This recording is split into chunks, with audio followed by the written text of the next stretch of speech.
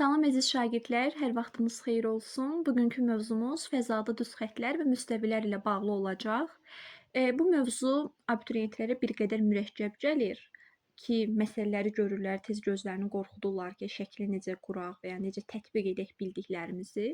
Məhz bu video dərsimizi izlədikdən sonra düşünürəm ki, elə bir probleminiz qalmayacaqdır. Fəzada düz xəttlər və müstəvilərlə bağlı bütün qaydaları və məlumatları məsələlər üzərində tətbiq edərək diqqətinizə çatdıracağam. Elə isə başlayaq. Deməli, birinci mail, mailin proyeksiyası və mailin hündürlüyündən bəhs edək. Gördüyünüz üzərə şəkildə qamma müstəvisi təsvir olunmuşdur. Bəs digər məsələlər hansılardır? Əlbəttə ki, mail M ilə işarə olunub.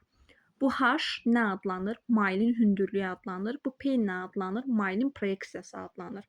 Bəs alfa nədir? Həmin bu mailimizlə proyeksiyamız arasında qalan bucaq alfa olaraq işarə olunmuşdur. Biz tez üçbucaqlar mövzusundan Pifaqor teoremini xatırlayırıq. Yəni katetlərin kvadratları cəmi hipotenuzun kvadratına bərabərdir. Eynilə burada da siz onu tətbiq edəcəksiniz ki, bizdə mailin kvadratı bərabərdir hündürlüyün kvadratı ilə proyeksiyanın kvadratının cəminə. Yəni Pifaqor teoremi eynilə burada da tətbiq olunur.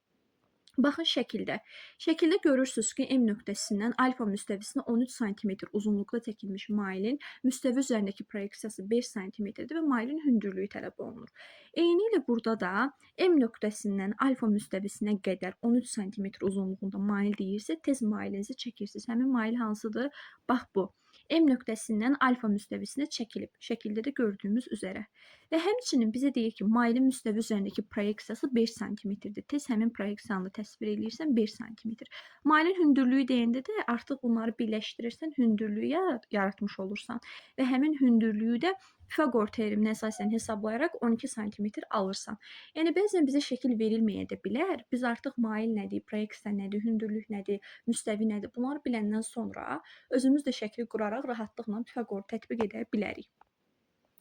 İndi baxaq bu tip məsələlərimizə. Deyir ki, alfa müstəvisindən beta müstəvisinə çəkilmiş mail müstəvi ilə 60 dərəcəli bucaq əmələ gətirir. Mailin hündürlüyü 5 kök altında 3 sm olarsa, mailin uzunluğu neçə santimetrdir? Baxın, şərti diqqətli bir şəkildə oxuyursunuz. Sizə nə deyir? A nöqtəsindən beta müstəvisinə. A nöqtəm budur, beta müstəvisi də, yəni gördüyünüz üzərə budur və biz A nöqtəsindən beta müstəvisinə nə çəkmişik? Bir mail çəkmişik, M olaraq işarə edirik və mail müstəvi ilə 60 dərəcəli bucaq əmələ gətirir. Baxın, həmin o 60 dərəcəli bucaq da budur.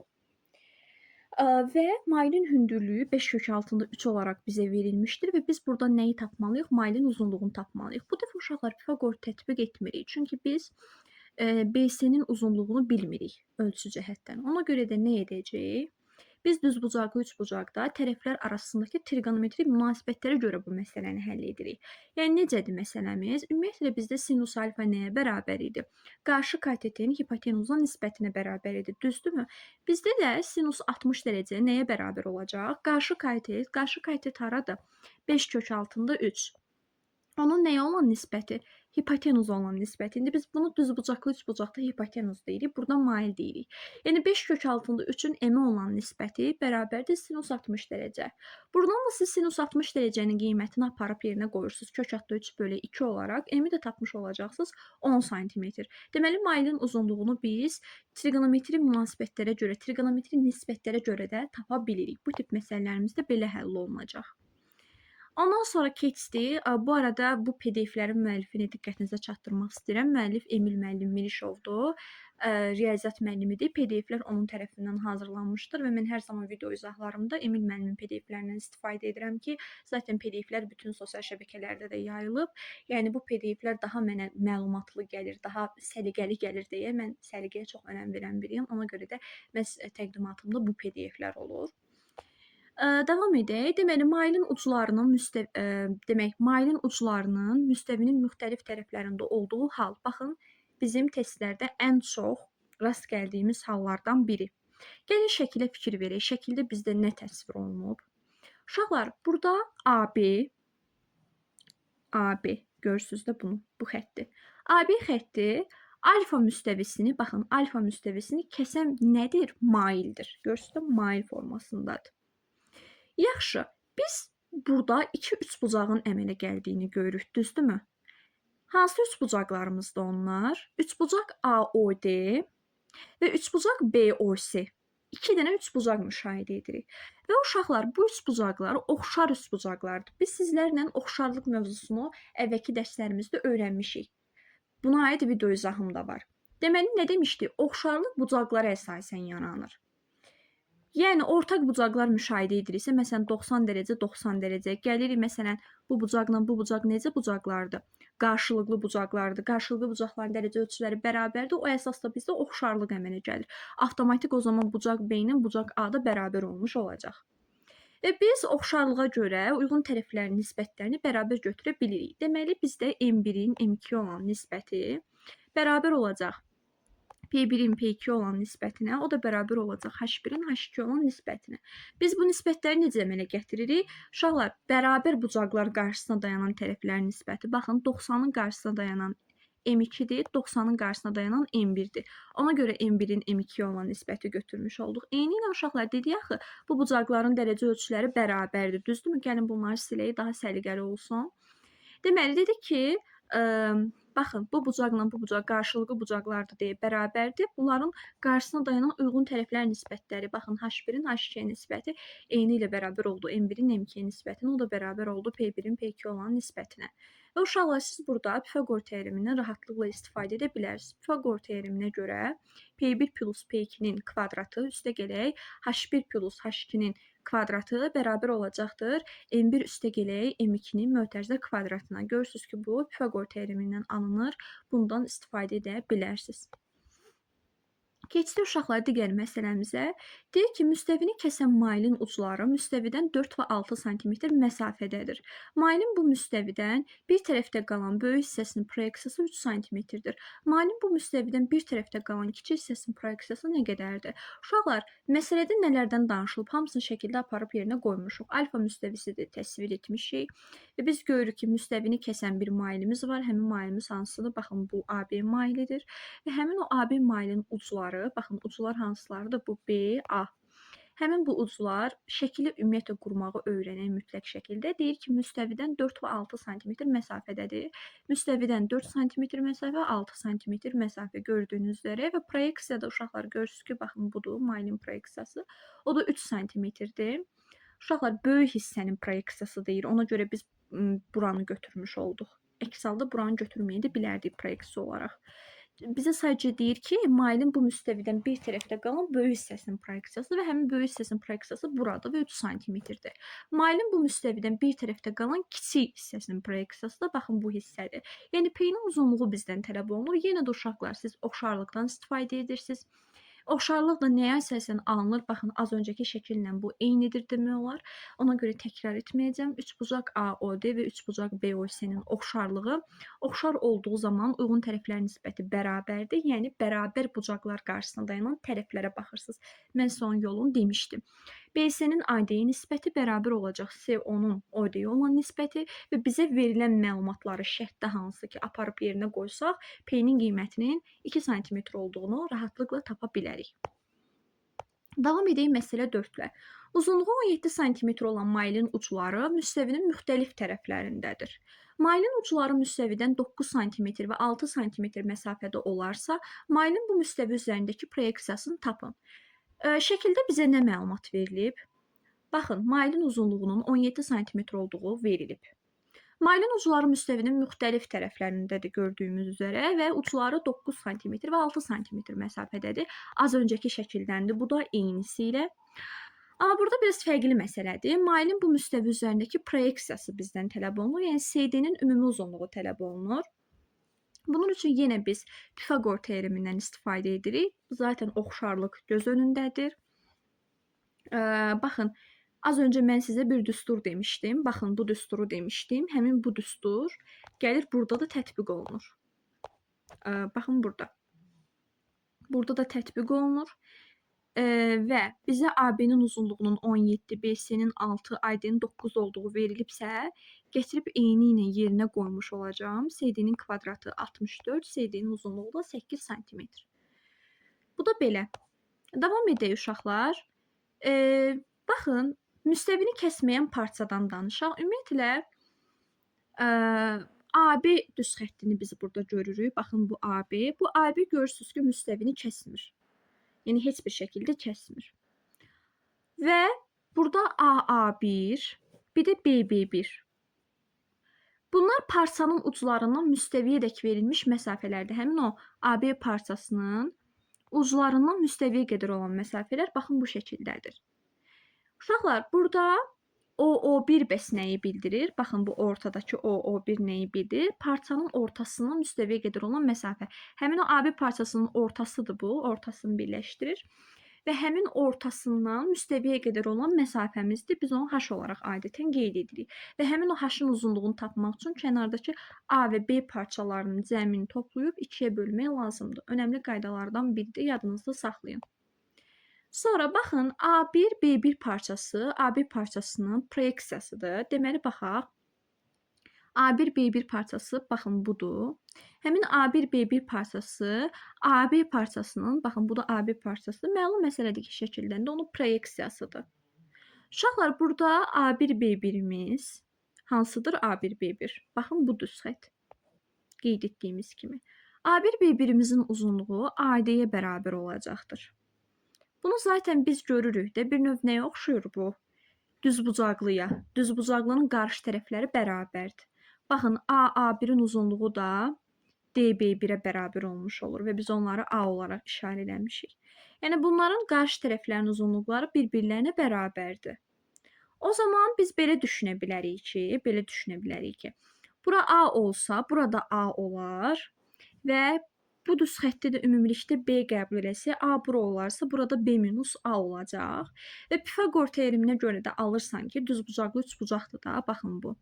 AB-nin kvadratı bərabərdir, AB-nin kvadratı bərabərdir. AD-nin kvadratı ilə BD-nin kvadratları cəminə. Və həmin BD-ni də sən B minus A adlandırmısan, AD-ni də P adlandırmısan. Bu da zaten nədir? Demək, AB parçasıdır. Həmin o AB parçasını M olaraq işarə etmişik. Və həmin o M-in kvadratı bərabər olacaq P-nin kvadratı üstə gələk B minus A-nın mötərizə kvadratına. Bu da zaten Pifaqordan alınır, elə də çətin deyil. Bu da uşaqlar bizim az öncə öyrəndiyimiz düstura əsasən kənardakıların cəmi toplanır, O1 düz xəttinə bərabər olunur, yəni 2-yə bölünərək. Sonra bu, baxın, artıq yavaş-yavaş məsələlər üzərində tətbiq edək. Deyir ki, müstəvini kəsməyən 10 sm uzunluqlu parçanın uc nöqtələri müstəvidən 3 sm və 9 sm məsafədədir. Parçanın müstəvi üzərindəki proyeksiyasını tapın. Mütləq bir şəkildə uşaqlar siz şəkil qurmağı bilin. Müstəvinizi çəkin. Müstəvini kəsməyən deyir, biraz daha yuxarıda qurun həmin o AB parçasını və onun uzunluğu 10 sm-dir. Qeyd edin 10 sm olaraq. Parçanın uc nöqtəsi deyirsə, tez nəzərinizdə bu nöqtələri saxlayın və müstəvidən nə qədər məsafədədir? 3 sm, bir də 9 sm məsafədədir. Az öncə nə demişdik? Biz burada bir növ belə deyək, A1 B1-ə bərabər olan bir düz xətti müşahidə etmiş oluruq. İçəridə bir düzbucaqlı əmələ gəlir. Qarşı tərəflərdə 3 bərabərdir axı. O zaman burada 9 sm verilməmişdi, bizə özləri verib.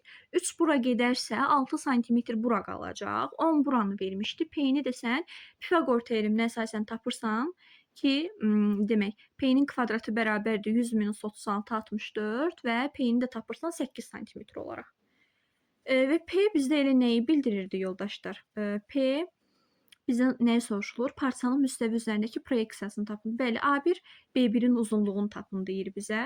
Uşaqlar, A1 B1-in uzunluğu bizdə proyeksiyanı bildirir və sən buranı əgər tapdınsa 8 sm olaraq Pifaqora görə, qarşı tərəflər də bərabər olduğu üçün proyeksiyanın da 8 sm olduğunu alacaqsan. Bu da belə. Sonra uşaqlar belə tip necə deyək, şəkillər qarşımıza çıxa bilər. AB parçası alfa müstəvisini kəsir. Görürük ki, zaten kəsir. AA1 və BB1 parçaları isə parçanın uclarından müstəviyə qədər olan məsafələrdir. Məlum məsələ. SS1 parçası isə AB parçasının orta nöqtəsindən müstəviyə qədər olan məsafədir. AB parçası hansıdır uşaqlar? Budur. Baxın bu. Həmin bu AB parçasının belə deyək, orta nöqtəsi, baxın, budur. Orta nöqtəsinə müstəviyə qədər olan məsafədir nə? SS1 parçası. Bəli, belə deyək də biz, AB parçasının orta nöqtəsindən müstəviyə qədər olan məsafədir deyir. Onda uşaqlar orta nöqtəni bura götürməyək. Orta nöqtə, üzr istəyirəm. Baxın budur. Həmin orta nöqtə AB parçasının orta nöqtəsi budur. İndi şəkil elə qurulub ki, tam bilmək olmurdu ortası hansıdır. Müstəviyə qədər olan məsafədə baxın bu SS1-dir və biz həmişə məsafələri h olaraq qeyd edirik. Həmin h-ı tapmaq üçün uşaqlar kənardakı bu A-dan bu B-ni çıxıb modulca 2-yə bölmək lazımdır. Görürsüz, bu da bir maraqlı qaydamızdır.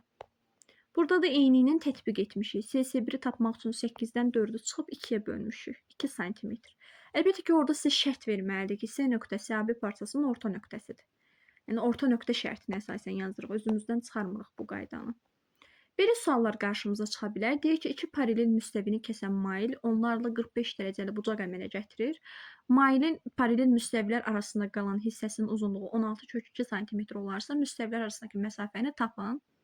İki paralel müstəvini kəsən mail onlarla 45 dərəcəli bucaq əmələ gətirir.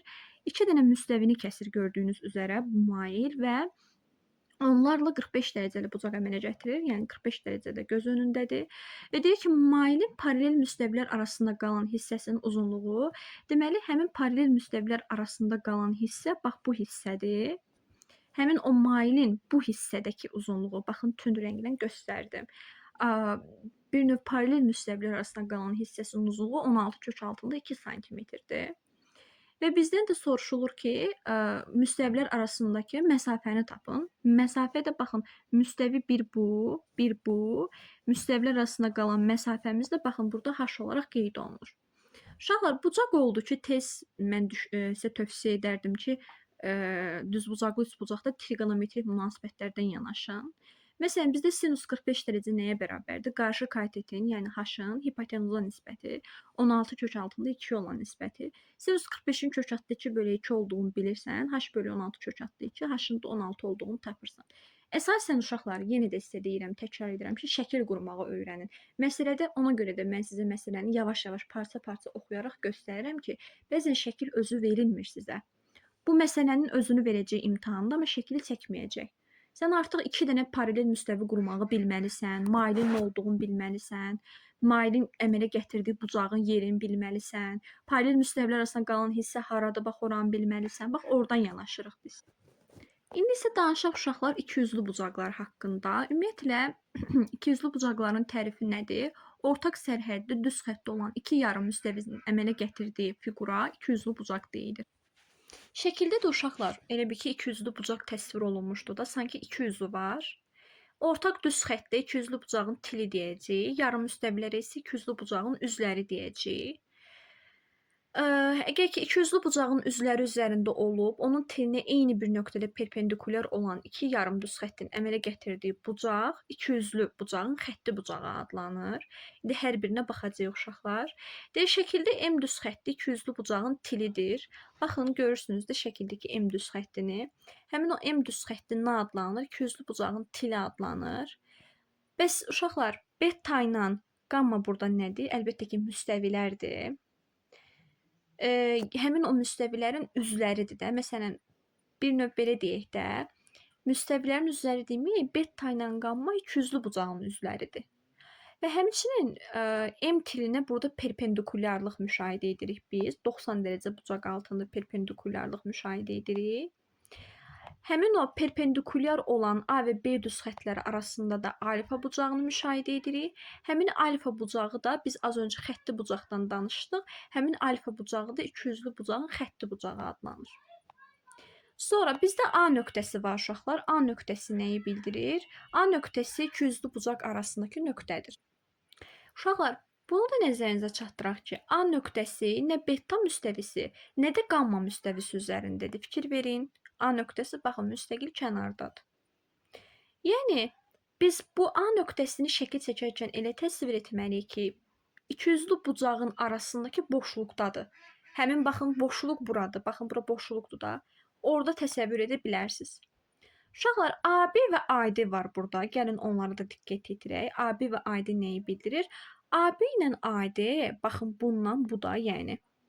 İkiyüzlü bucaq arasındakı A nöqtəsindən, yəni həmin bu A nöqtəsindən ikiyüzlü bucağın üzlərinədək olan məsafələrdir. İkiyüzlü bucağın üzləri də bilirsiniz də nədir uşaqlar? Az öncə ondan da bəhs etdik.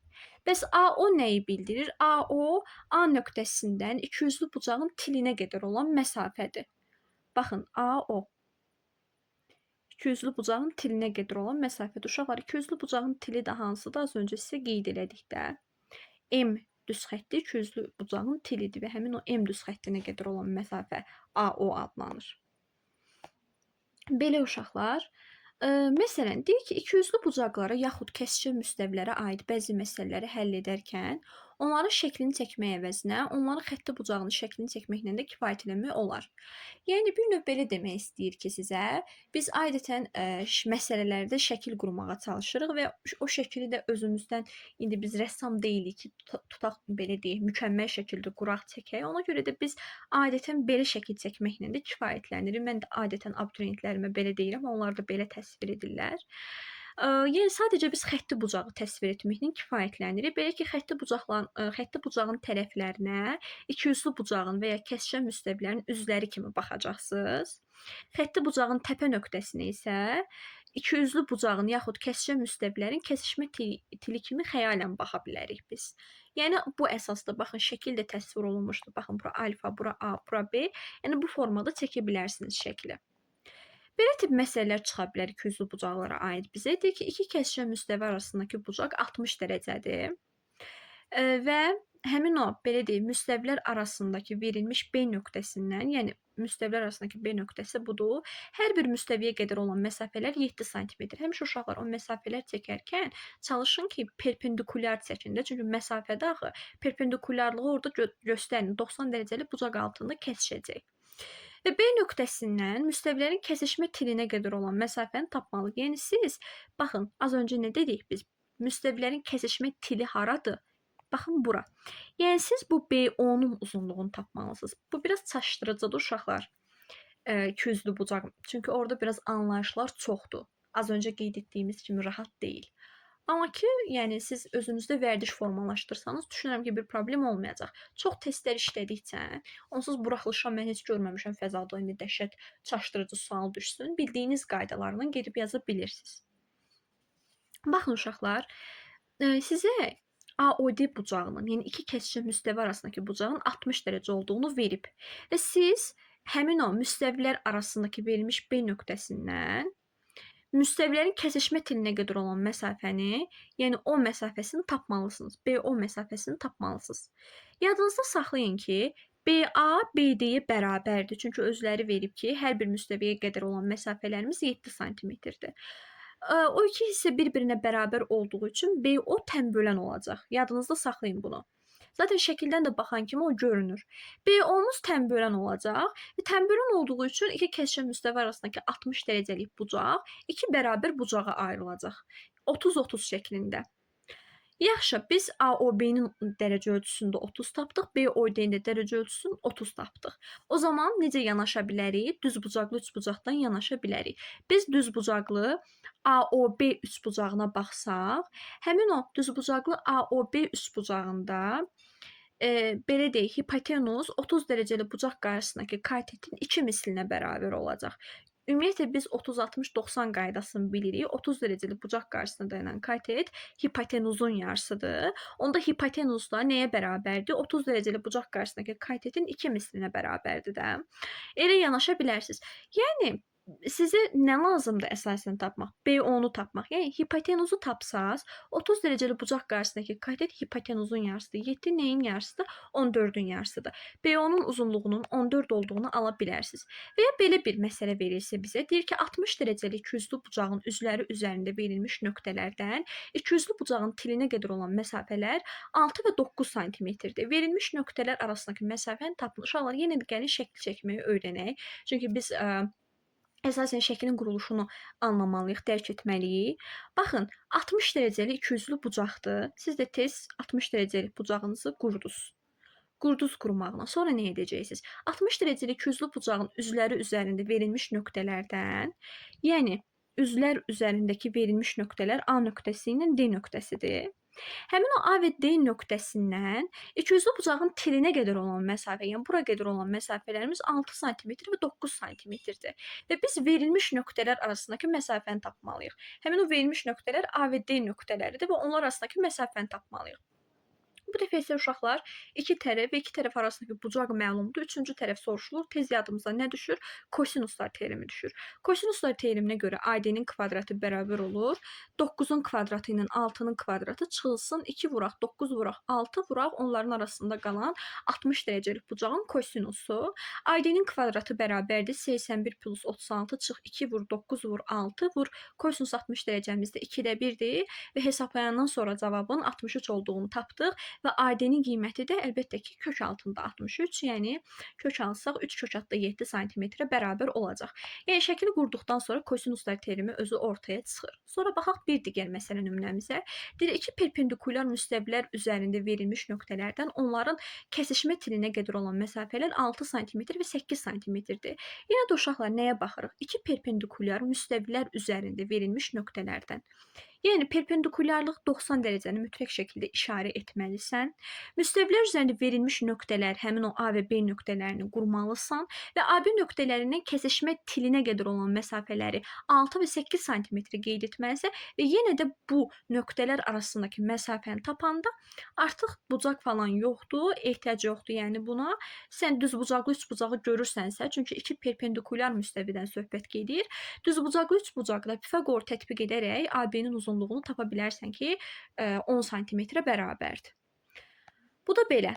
Belə məsələlər qarşımıza çıxa bilər. Deyir ki, ikiyüzlü bucağın daxilində götürülmüş nöqtə onun üzərindən 4 kök altda 3 sm məsafədədir. İkiyüzlü bucağın daxilində götürülmüş nöqtə həmin bu B nöqtəsidir ki, bu ikiyüzlü bucağın daxilində götürülüb.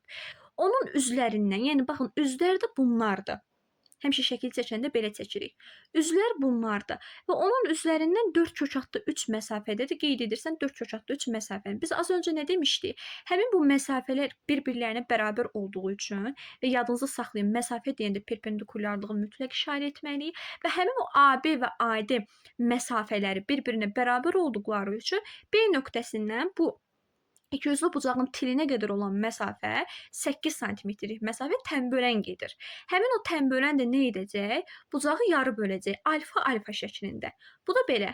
Yaxşı, indi biz yenə necə gedə bilərik? Trigonometri nisbətlərdən gedə bilərik ki, sinus alfamız nəyə bərabər olur? Düzbucaqlı AOB üçbucağına baxsaz, hansıdır həmin üçbucaq? Baxın, bu üçbucaq. Düzbucaqlı AOB üçbucağında sinus alfanın dərəcə ölçüsü bərabər olacaq qarşı katetin, yəni 4 kök altda 3-ün hipotenuza nisbəti, 8-ə nisbəti. O da ixtisar aparsaq kök altda 3 bölü 2-dir. Onda alfa neymiş? Sinus kök altda 3 bölü 2-ni neçədə alır? 60 dərəcədə alır. Alfa 60 dərəcəymiş. Amma məndən isə ikiyüzlü bucağın ölçüsü soruşulur. Yəni 2 alfa soruşulur. O zaman alfanın 60 dərəcəsini yerinə qoyub 2 dəfə 60, 120 dərəcə tapa bilərsiniz. Və uşaqlar, bu belə bir qaydamız daha var bizə. Məsələn, baxın, burada alfa fiqur ilə onun belə deyək, ortotonal proyeksiyası arasındakı bucaqdır. Həmin o alfa bucağı, baxın bu.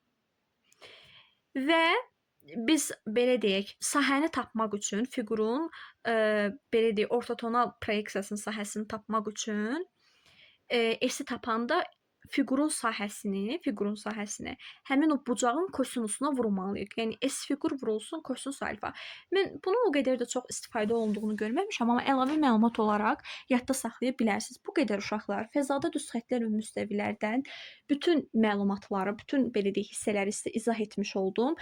Ümid edirəm ki, heç bir qaranlıq qalan məqam olmadı. Gələn video izahlarımızda görüşənədək.